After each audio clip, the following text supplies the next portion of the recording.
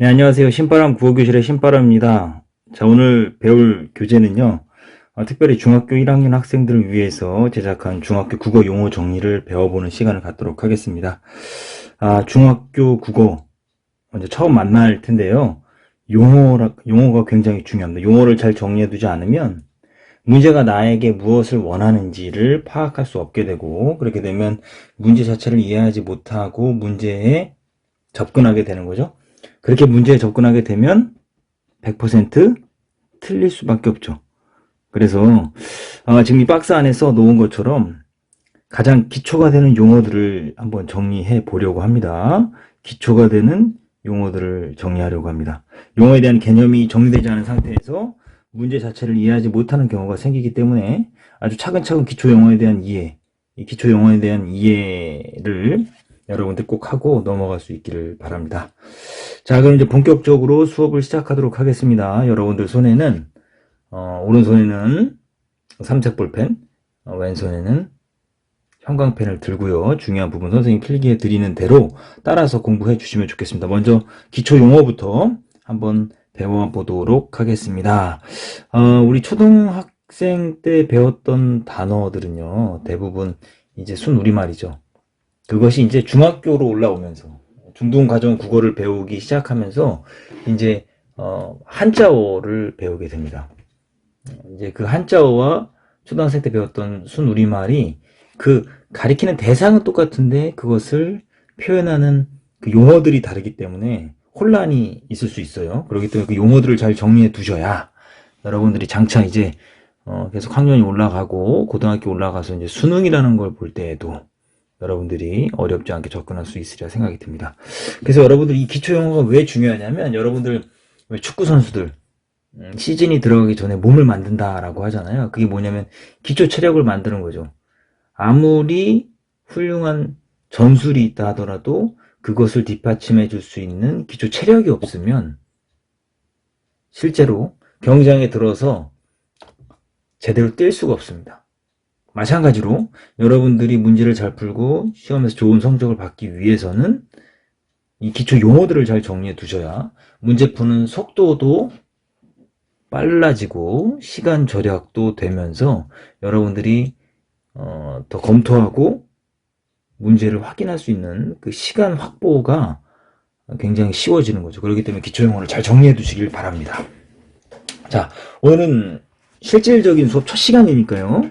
차근차근 한번 배워보도록 할 테니까요. 선생님이 미조 쳐드리는 부분과 필기해드리는 부분을 중심으로 해서 같이 공부하시고 선생님이 또 말로 풀어내는 것들은 여러분들 스스로가 이 부분은 중요하다라고 생각되는 부분들은 한번 스스로 정리해 보시는 시간을 가지면 좋겠습니다.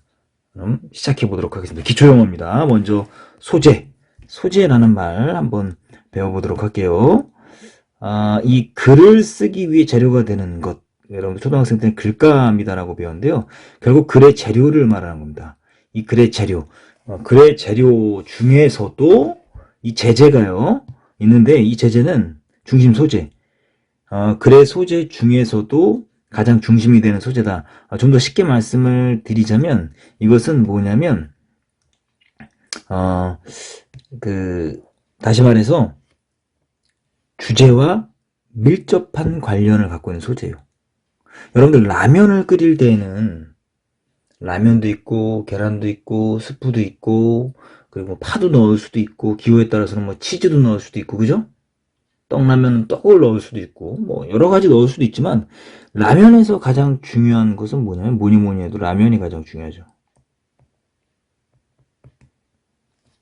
그런 것처럼 이 라면에서는 라면이 가장 중요한 것처럼 이 글에서 가장 소재들이 여러 가지 있을 수가 있겠지만 그 소재들 중에서 가장 중요한 소재가 뭐냐면 바로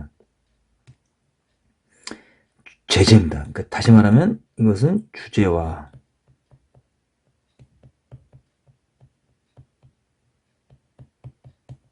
밀접한 관계를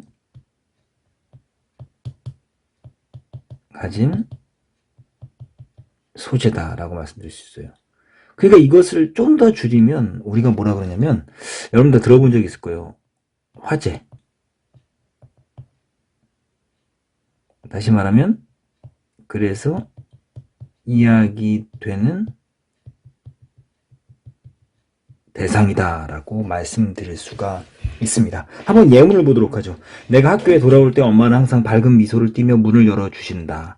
엄마의 미소와 애정이 담겨있는 우리 집 대문. 이 문에는 우리 가족 모두의 손길이 구석구석 닿아있다. 장난꾸러기 오빠가 어렸을 때 지연이 바보라고 칼로 긁어놓은 자국은 지금까지 남아있어 나를 웃음짓게 한다. 여기서 소재가 여러 개가 있었어요. 한번 표시해 볼게요, 선생님이. 소재가 여러 개가 있었는데 뭐가 있었냐. 먼저 보세요. 학교도 있었죠. 엄마도 있었죠. 그리고 엄마의 미소와 애정도 있었죠. 그리고 장난꾸러기 오빠도 있었죠. 그리고 우리 집 대문도 있었죠. 이런 여러 가지 소재들이 있었지만 여기서 가장 중요한 소재는 뭐였냐면 지금 뭐에 대해서 이야기하냐면 우리 집 대문에 있는 추억에 대해서 이야기하고 있죠. 가장 중요한 소재는 바로 뭐냐면 우리 집 대문인 거예요. 소재도 여러 개가 있지만 여기서 이야기하는 건 뭐냐면 우리 집 대문에 엄마의 미소도 담겨 있고 그리고 장난꾸러기 오빠의 어떤 장난도 남겨 있고 이런 것들이 우리 집 대문에 얽혀 있고 그것을 통해서 나에게 어떤 추억이 되고 즐거운 기억이 된다라는 이야기를 하기 위한 거죠. 여기서 이야기되는 소재, 즉 중심 소재, 제재는 뭐냐면 바로 우리 집 대문이다라는 것을 알 수 있습니다. 이처럼 글 속에서 가장 중심이 되는 소재다라는 걸 여러분들이 좀 기억해 두시면 좋겠습니다. 자, 다음 주제입니다. 주제 굉장히 중요하죠. 이 주제는 굉장히 중요합니다. 왜 중요하냐면 여러분, 왜 중요하냐면 주제가 있기 때문에 글쓴이가 글을 쓰는 거예요. 글쓴이가 글을 쓰는 이유가 뭐냐면 바로 주제 때문입니다. 글쓴이가 글을 통해서 나타내고자 하는 중심 생각 좀 더 쉽게 정리해 드릴게요. 여러분들 앞으로 우리 주제라고 이야기하면 선생님 이렇게 말씀드릴 겁니다. 주제는 뭐냐면 글쓴이가 말하고자 하는 바.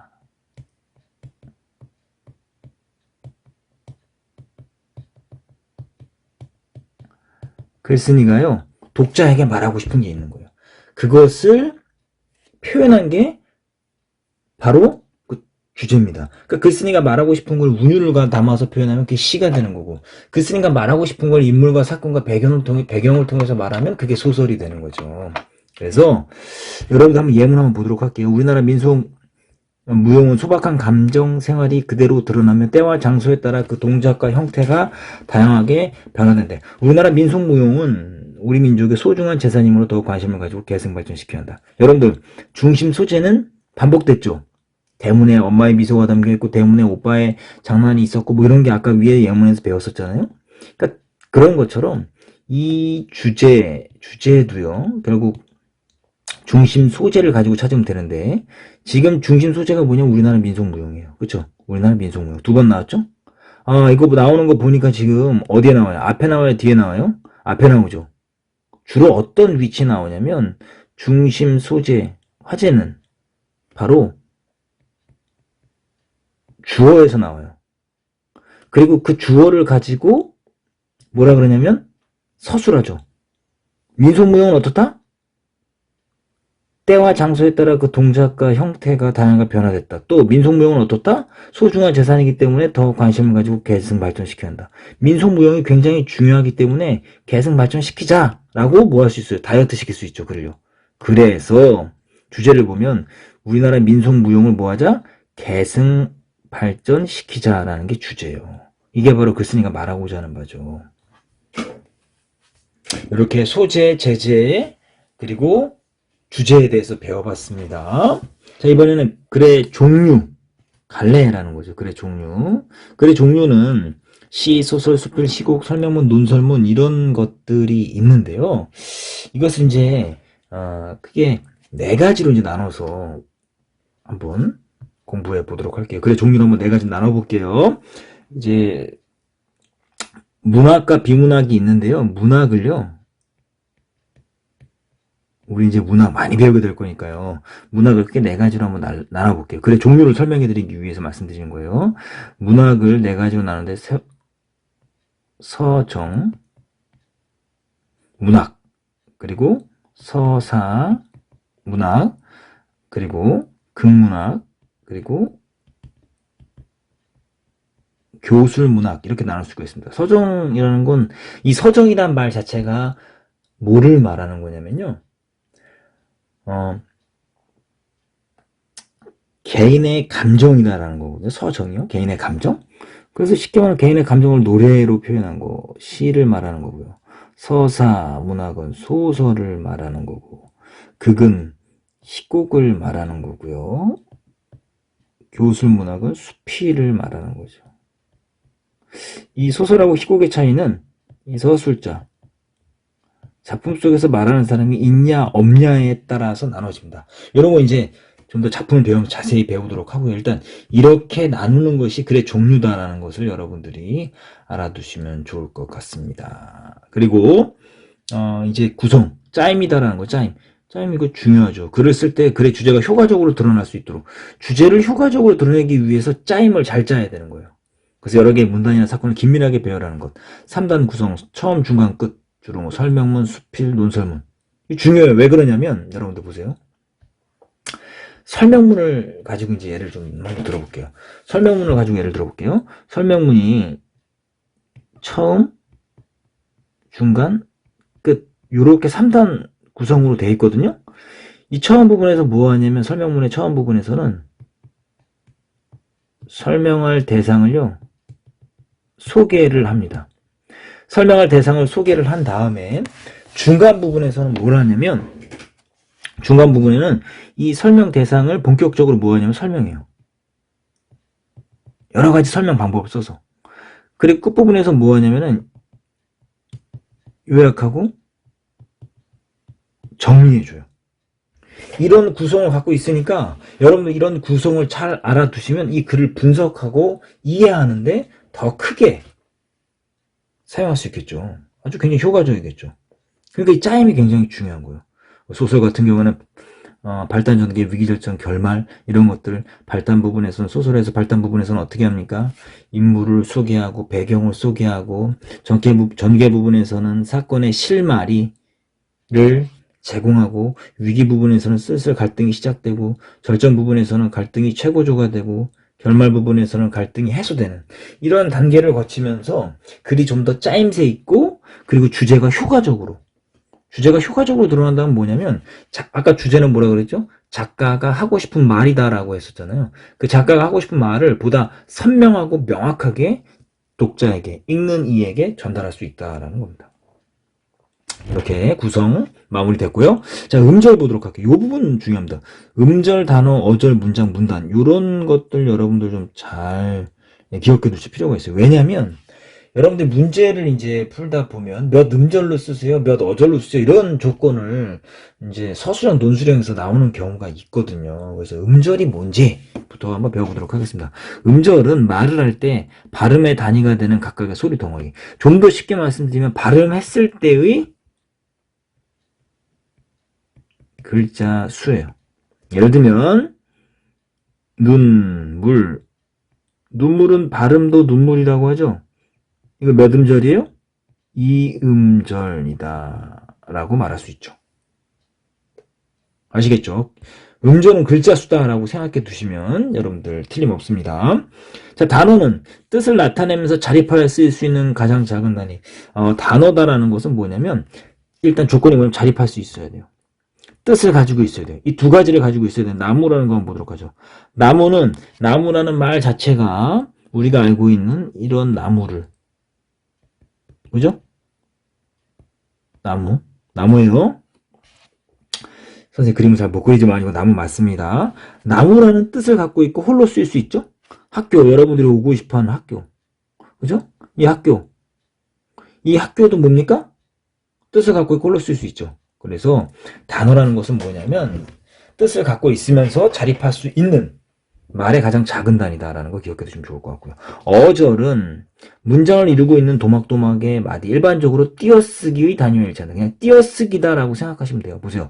원섭이는 아무튼 노래를 부른다. 그래서 이렇게 하나, 둘, 셋. 그래서 이게 3어절이다라고 생각해 두시면 됩니다. 아시겠죠?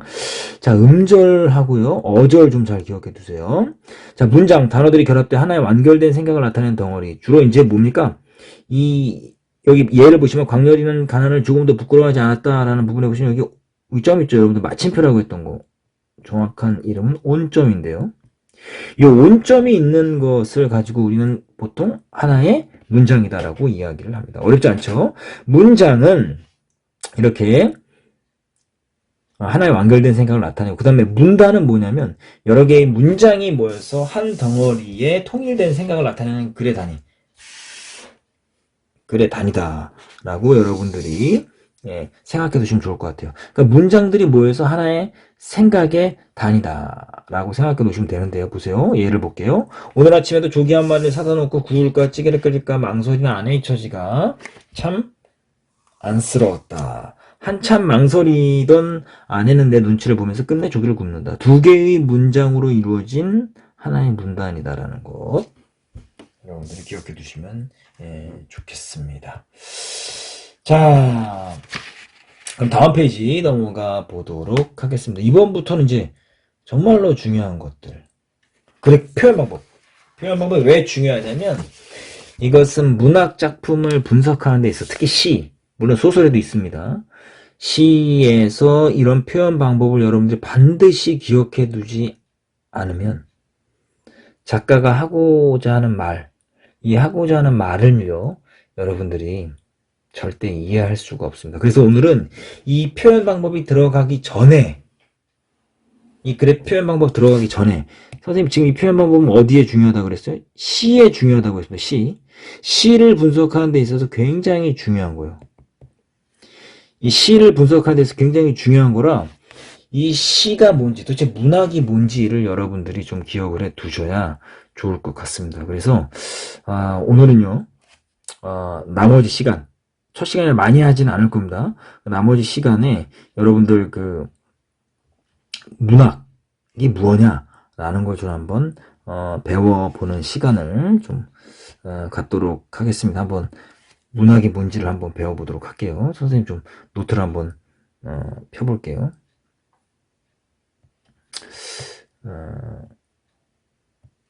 여러분 문학이 있잖아요.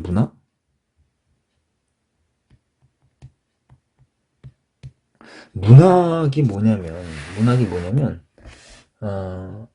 읽는 이, 즉 독자들에게 교훈과 감동을 주기 위한 겁니다.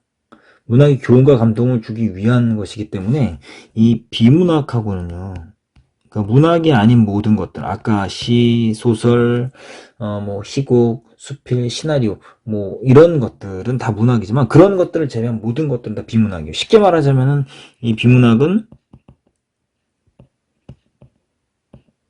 설명문, 논설문이 있겠죠. 설명문과 논설문은 나중에 비문학 배울 때 좀 더 자세히 설명하기로 하고, 여기서는 문학만 가지고 갈게요. 그러니까 이 문학을 이제 선생님이 설명해 드리려고 하는 거예요. 문학은 독자에게 뭐하고 뭐요? 교훈.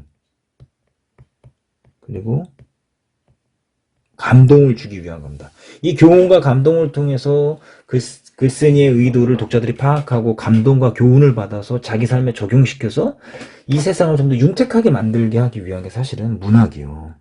그런데 이 문학의 특징이 있습니다. 설명문하고 논설문보다 문학이 어렵다라고 많은 친구들이 이야기합니다. 그런 이유가 있어요. 왜냐하면 문학은 두 가지 특징이 있어요. 문학의 특징이 있습니다. 특징. 첫 번째, 생략을 해요. 두 번째, 돌려 말하기를 해요. 이게 왜 중요하냐면, 이 문학의 특징이 이게 왜 중요하냐면요. 여러분들 보세요. 여러분들 표현 방법 중에 우리가 배우게 될 게 있어요. 은유법 중에 나는 한 마리의 나비다, 뭐 이런 표현이 있거든요.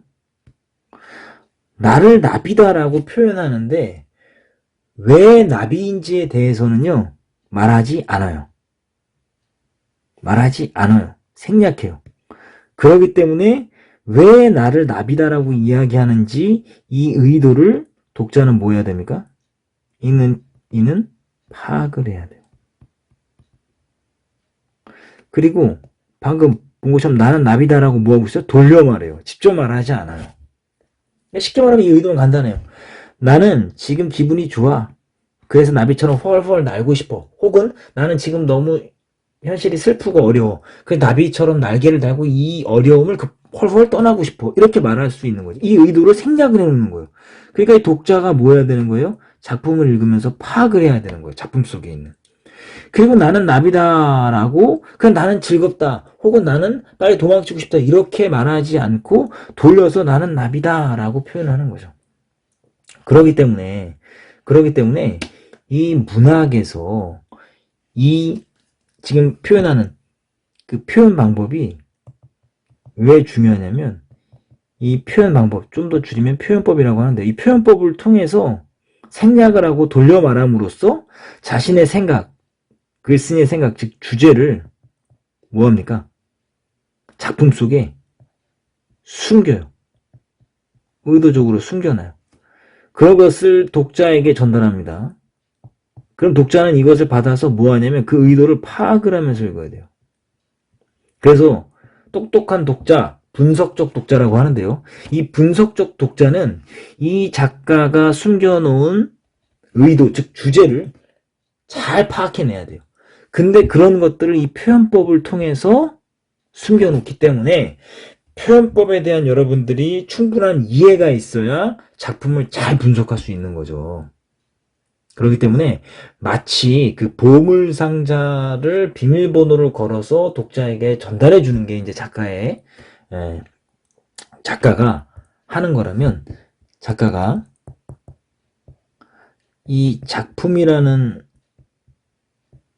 보물상자에 비밀번호를 달아서 독자에게 주면 독자는 이것을 받아서 이 비밀번호를 풀어서 이 작가의 의도를요 파악을 하는 것이 바로 작가가 해야 되는 일입니다.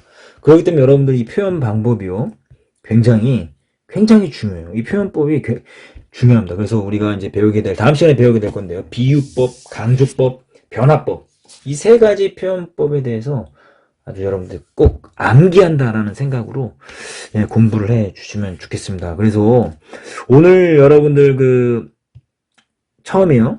오늘 처음 이제 공부했는데 오늘 공부한 내용들을요 여러분들 반드시 뭐 하셔야 되냐면 복습을 하셔야 됩니다. 그 복습하는 요령까지만 말씀드리고 끝내도록 할게요. 복습은요 어렵지 않아요.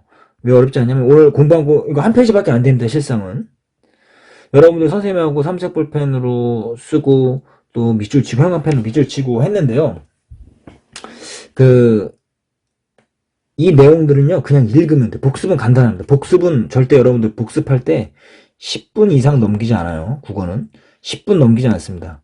배운 거 그냥 눈을 쭉 읽어요. 읽으면서 선생님이 필기했던 부분들 중에서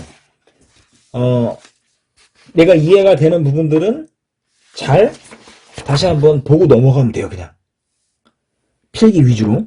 그러다가 이해가 잘 안 되는 거, 의문이 드는 부분, 이런 부분들은요 메모한 다음에 선생님한테 SNS나 뭐 카톡 혹은 여러분들 그 온라인 클래스에다가 여러분들 올려주시면 됩니다. 10분 넘기면 안 됩니다. 아무리 그래도 15분 절대 넘기면 안 됩니다. 그렇게 하고 여러분들 따로 노트 정리하지 마십시오. 국어는 노트 정리하지 마시고 제공해 드린 자료에 여러분들 그냥 단거나 시키면 되고요. 선생님 교과서로 수업을 할 때 그 교과서에 정리하는 방법도 다 알려드릴 거예요. 교과서에 직접 필기하고 그것도 정리하고 복습하는 방법도 다시 말씀드릴 테니까 일단 오늘은 선생님이 프린트물을 드렸으니까 이 프린트물에 정리되어 있는 부분들을 여러분들 다시 한번 읽으면서 궁금한 부분만 표시해 두시고 질문을 하면 좋겠습니다. 그럼 여러분들 질문하는 것들을 선생님 모아서 다음 수업 시작할 때 답변해 드리고 다음 수업을 시작하는 쪽으로 진행하도록 하겠습니다. 그래서 여러분들 밑줄 칠 때요 형광펜 있잖아요. 형광펜을 밑줄 칠 때 그 가운데 부분을 이렇게 관통해서 밑줄 치세요. 뭐 이렇게 밑줄 치거나 뭐 이렇게 뭐 떡칠하고 이런 거 하지 마세요. 이런 거 하지 마시고 그냥 가운데만 관통하면 됩니다. 그건 선생님이 직접 또 만나면 또 말씀을 드릴게요. 이렇게 돼지꼬리 빼는 것도 좀 배워서 좀 필기 잘 하시고 글씨는 잘 쓰고 못 쓰고 중요한 게 아닙니다. 어떻게 쓰면 되냐면 또박또박 내가 알아볼 수 있게 또박또박 쓰시면 됩니다. 그래서 여러분들 복습 중요합니다. 왜 중요하냐면 10분 복습을 하면요. 오늘 한 번이지만 그것이 매일 하게 되면요. 굉장히 깊이 있는 공부가 되게 되고요. 어리석은 자의 우직함이 세상을 바꾼다. 그 한자성어 있죠? 뭡니까? 우공이산이라는 거죠. 우공이라는 사람이 산으로 옮긴 이야기인데요. 우공이라는 사람이 이렇게 집이 있는데 이 산 두 개를 넘어야지만 이 마을에 갈 수 있는 거예요. 그래서 어느 날 우공이라는 사람이 가족들을 앉혀놓고 이야기하는 거야. 아들들을 앉혀놓고. 야, 안 되겠다. 마을 가기가 너무 힘드니까 산을 두 번이나 넘어야 되니까 이 산을 오늘부터 옮기도록 하자. 어떻게 하실 건데, 아버지? 이거 오늘부터 삽으로 퍼갖고 나르자. 그랬더니 이 산이 막 처음 비웃었어요. 근데 아들이, 아버지, 이거 아버지 평생에 걸쳐서 하셔도 안 될 것 같은데요? 그래, 괜찮아. 내가 죽으면 너희들이 하면 되고, 너희들이 죽으면 너희 자식들이 하면 돼. 그럼 언젠간 이 산을 옮길 수 있겠지? 그러니까 이 산이 깜짝 놀라갖고, 뭐합니까? 하늘에 있는 신에게 뭐 했어요? 기도한 거잖아요. 기도해서 뭐라고 그랬어? 이거, 저희 좀 옮겨주세요. 우공이라는 사람이 진짜로 저희를 옮길 것 같아요. 그럼 저희 산 없어지고 저희는 죽는데 옮겨주셔야 되겠습니다. 해갖고 산이 진짜로 옮겨졌다는 얘기예요. 그러니까 어리석은 사람의 우직함, 여러분들의 그 우직한 복습이요. 여러분들의 국어 실력을 상승하도록, 향상하도록, 실력이 쌓이도록 할 겁니다. 아무튼 오늘 첫 시간인데요. 여러 가지 드리고 싶은 말씀이 많았지만 오늘 여기까지만 할게요. 아무튼 앞으로 계속 함께 열심히 공부해 보도록 하겠습니다. 지난 시간에 약속했던 거 있죠? 나 자신에게 방해가 되는 행동, 그리고 다른 친구에게 방해가 되는 행동하지 않습니다. 오늘도 열심히 공부해 주셔서 감사합니다. 그럼 다음 시간에 다시 만나요. 소년이요, 야망을 가져라.